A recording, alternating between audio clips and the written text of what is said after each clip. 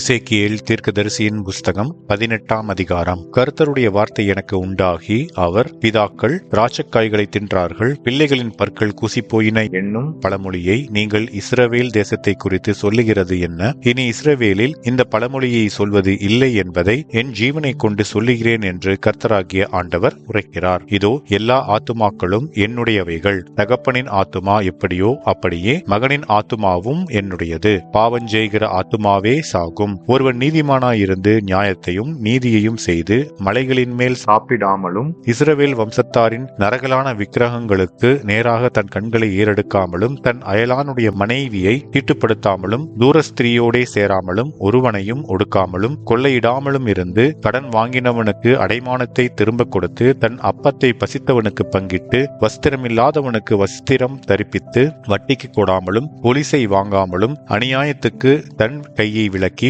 மனிதருக்குள்ள வழக்கை உண்மையாய் தீர்த்து என் கட்டளைகளின்படி நடந்து என் நியாயங்களை கைக்கொண்டு உண்மையாய் இருப்பானாகில் அவனே நீதிமான், அவன் பிழைக்கவே பிழைப்பான் என்று கர்த்தராகிய ஆண்டவர் சொல்லுகிறார். ஆனாலும் அவனுக்கு ஒரு குமாரன் பிறந்து அவன் கள்ளனும் இரத்தஞ்சிந்துகிறவனும் மேற்சொல்லிய கடமைகளின்படி நடவாமல் இவைகளில் ஒன்று கொப்பானதை செய்கிறவனுமாயிருந்து மலைகளின் மேல் சாப்பிட்டு தன் அயலானுடைய மனைவியை தீட்டுப்படுத்தி சிறுமையும் எளிமையுமானவனை ஒடுக்கி கொள்ளைக்காரனாயிருந்து அடைமானத்தை திரும்ப கொடாமல் நரகலான விக்கிரகங்களுக்கு நேராக தன் கண்களை ஏறெடுத்து அருவருப்பானதை செய்து வட்டிக்கு கொடுத்து பொலிசை வாங்கினால் அவன் பிழைப்பானோ? அவன் பிழைப்பதில்லை. இந்த எல்லா அருவருப்புகளையும் செய்தானே, அவன் சாகவே சாவான். அவன் இரத்த பலி அவன் மேல் இருக்கும். பின்னும் இதோ, அவனுக்கு ஒரு குமாரன் பிறந்து அவன் தன் தகப்பன் செய்த எல்லா பாவங்களையும் கண்டு தான் அவைகளின்படி செய்யாதபடிக்கு எச்சரிக்கையாயிருந்து மலைகளின் மேல் சாப்பிடாமலும் இஸ்ரவேல் வம்சத்தாரின் நரகலான விக்கிரகங்களுக்கு நேராக தன் கண்களை ஏறெடுக்காமலும் தன் அயலானுடைய மனைவியை தீட்டுப்படுத்தாமலும் ஒருவனையும் ஒடுக்காமலும் அடைமானத்தை வைத்துக் கொண்டிராமலும் கொள்ளையிடாமலும் தன் அப்பத்தை பசித்தவனுக்கு பங்கிட்டு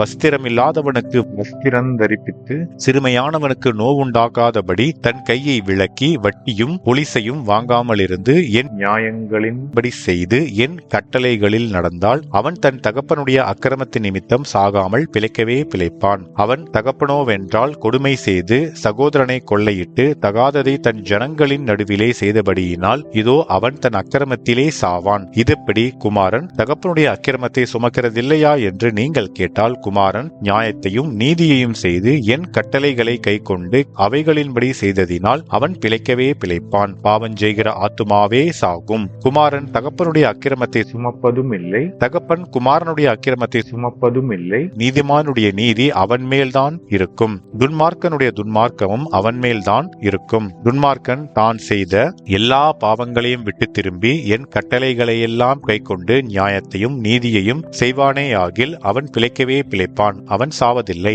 அவன் செய்த எல்லா மீறுதல்களும் நினைக்கப்படுவதில்லை, அவன் தான் செய்த நீதியிலே பிழைப்பான். துன்மார்க்கன் சாகிறது எனக்கு எவ்வளவேனும் பிரியமோ அவன் தன் வழிகளை விட்டு திரும்பி பிழைப்பது அல்லவோ எனக்கு பிரியம் என்று கர்த்தராகிய ஆண்டவர் சொல்லுகிறார். நீதிமான் தன் நீதியை விட்டு விலகி அநீதி செய்து துன்மார்க்கன் செய்கிற சகல அருவருப்புகளின்படியும் செய்வானேயாகில் அவன் பிழைப்பானோ? அவன் செய்த அவனுடைய எல்லா நீதிகளும் நினைக்கப்படுவதில்லை, அவன் செய்த தன் துரோகத்திலேயும் அவன் செய்த தன் பாவத்திலேயும் சாவான். நீங்களோ ஆண்டவருடைய வழி செம்மையாய் இருக்கவில்லை என்கிறீர்கள். இஸ்ரவேல் வம்சத்தாரே, கேளுங்கள், என் வழி செம்மையாயிராதோ? உங்கள் வழிகள் அல்லவோ செம்மையல்லாததாயிருக்கிறது. நீதிமான் தன் நீதியை விட்டு விலகி அநீதி செய்து அதிலே செத்தால் அவன் செய்த தன் அநீதி நிமித்தம் அவன் சாவான். துன்மார்க்கன் தான் செய்த துன்மார்க்கத்தை விட்டு விலகி நியாயத்தையும் நீதியையும் செய்வானேயாகில் அவன் தன் ஆத்துமாவை பிழைக்க பண்ணுவான். அவன் எச்சரிப்படைந்து தான் செய்த எல்லா மீறுதல்களையும் விட்டு திரும்புகிறபடியினாலே அவன் பிழைக்கவே பிழைப்பான், அவன் சாவதில்லை. இஸ்ரவேல் வம்சத்தாரோ ஆண்டவருடைய வழி செம்மையாய் இருக்கவில்லை என்கிறார்கள். இஸ்ரவேல் வம்சத்தாரே, என் வழிகள் செம்மையாயிராதோ? உங்கள் வழிகள் அல்லவோ செம்மையல்லாததாயிருக்கிறது. ஆகையால் இஸ்ரவேல் வம்சத்தாரே, நான் உங்களில் அவனவனை அவனவன் வழிகளுக்கு தக்கதாக நியாயம் தீர்ப்பேன் என்று கர்த்தராகிய ஆண்டவர் சொல்லுகிறார். நீங்கள் மனம் திரும்புங்கள், உங்களுடைய எல்லா மீறுதல்களையும் விட்டு திரும்புங்கள். அப்பொழுது அக்கிரமம் உங்கள் கேட்டுக்கு காரணமாயிருப்பதில்லை. நீங்கள் துரோகம் பண்ணின உங்களுடைய எல்லா துரோகங்களையும் உங்கள் மேல் இராதபடிக்கு விலக்கி உங்களுக்கு புது இருதயத்தையும் புது ஆவியையும் உண்டு பண்ணிக் கொள்ளுங்கள். இஸ்ரவேல் வம்சத்தாரே, நீங்கள் ஏன் சாக வேண்டும்? மனம் திரும்புங்கள், அப்பொழுது பிழைப்பீர்கள். சாகிறவனுடைய சாவை நான் விரும்புகிறதில்லை இல்லை என்று கர்த்தராகிய ஆண்டவர் சொல்லுகிறார் என்பதே. ஆமென்.